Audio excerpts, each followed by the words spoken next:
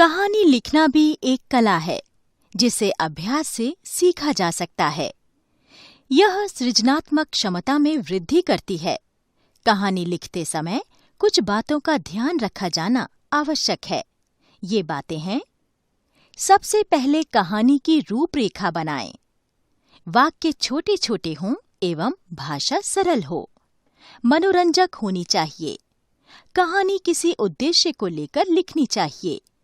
कहानी का आरंभ रोचक एवं आकर्षक हो।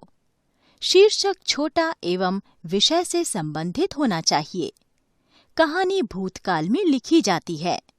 घटनाओं को क्रम से देना चाहिए। कहानी लिखने के अनेक ढंग हैं। कहानी विषय पर, शिक्षा पर सीधे भी लिखी जा सकती है। चित्रों के आधार पर भी कहानी लिखी जा सकती है एवं संकेतों के आधार पर भी कहानी लिखी जाती है। उदाहरण: चित्रों को देखिए, समझिए और अपने शब्दों में कहानी लिखिए तथा शीर्षक भी दीजिए। मूर्ख गधा। प्राचीन काल में छगनमल नामक व्यापारी के पास एक घोड़ा और एक गधा था। वह उन दोनों पर सामान लादकर अलग अलग नगरों में बेचने के लिए जाता था।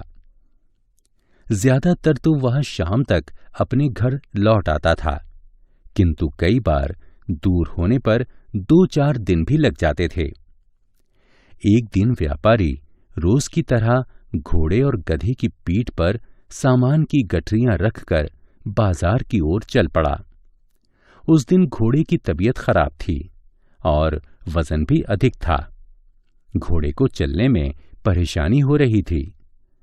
घोड़े की सहन शक्ति जब समाप्त होने लगी तो उसने गधे को बताया कि मेरी तबीयत ठीक नहीं है, मुझसे इतना बोझ लेकर नहीं चला जा रहा।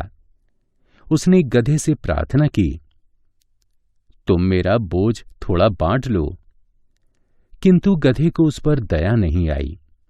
उसने अपने साथी की सहायता करने से मना कर दिया। उल्टे घोड़े को कामचोर कहकर डांट भी दिया। थोड़ी दूर चलने के बाद घोड़ा लड़खड़ाकर गिर पड़ा। घोड़े को गिरते देख व्यापारी घबरा गया। उसने जांच कर देखा कि घोड़ा बीमारी के कारण बेहोश हो गया है। उसने उस पर थोड़ा पानी डाला। घोड़े को कुछ होश आया। उसने घोड़े की देखभाल की जिम्मेदारी वहीं नजदीक के अपने जानकार को सौंप दी। फिर उसने घोड़े की पीठ का सामान भी गधे पर लाद दिया। अब गधा मन ही मन सोच रहा था, यदि मैंने घोड़े की सहायता की होती तो मुझे यह कष्ट नहीं उठाना पड़ता। शिक्षा: हमें कष्ट में अपने साथी की मदद करनी चाहिए। बुद्धि की परीक्षा। प्राचीन समय में एक राजा के 5 पुत्र थे।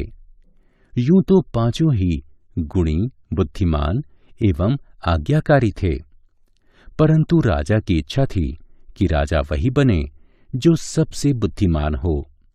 उन्होंने महामंत्री से सलाह की। महामंत्री ने सुझाव दिया, 5 राजकुमारों की परीक्षा लेते हैं। जो सबसे जल्दी और कुशलता से परीक्षा में सफल हो उसी को राजगद्दी सौंपी जाए। राजा को मंत्री की बात जच गई। मंत्री की योजना के अनुसार सभी राजकुमारों को मिट्टी के कच्चे घड़े दिए गए और घड़ों को ओस से भरकर लाने को कहा और सभी से अलग अलग तरफ जाने को कहा। पिता की आज्ञा मानकर सभी पुत्र अपना अपना घड़ा लेकर चल दिए। वह सुबह का समय था। हर राजकुमार सोचने लगा कि ओस तो रात के समय ही हो सकती है, इसलिए वे अपने घड़े पास में रखकर रात होने की प्रतीक्षा करने लगे। लेकिन एक राजकुमार ने अपने घड़े को नदी के पानी में भिगो दिया और रात होने का इंतजार करने लगा। रात को सभी राजकुमार अपना अपना घड़ा लेकर मैदान में आ गए और ओस भरने लगे। ओस भरते भरते सुबह हो गई।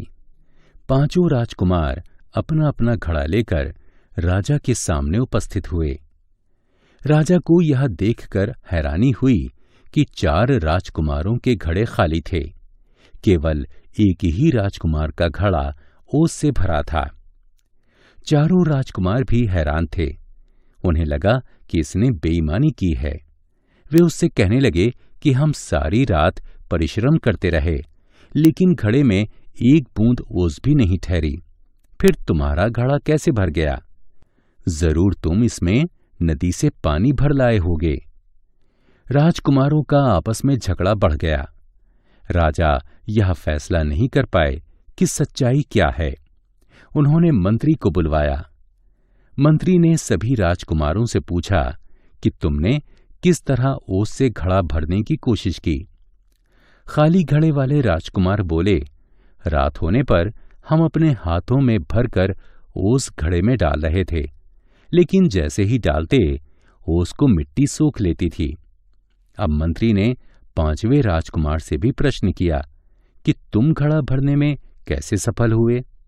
वह बोला, घड़ा कच्ची मिट्टी का था, इसलिए मैंने उसे सारा दिन पानी में भिगो कर रखा। सबने अचरज से पूछा, घड़े को पानी में क्यों भिगोया? राजकुमार ने कहा, जिससे मिट्टी अच्छी तरह पानी सोख ले। रात में मैं एक कपड़ा ओस की बूंदों में भिगोकर उसे घड़े में निचोड़ता रहा। इस तरह मेरा घड़ा भर गया। राजकुमार का उत्तर सुनकर राजा और मंत्री उसकी बुद्धिमानी से बहुत प्रभावित हुए तथा उसे राजा बना दिया। इस प्रकार बुद्धिमानी की जीत हुई।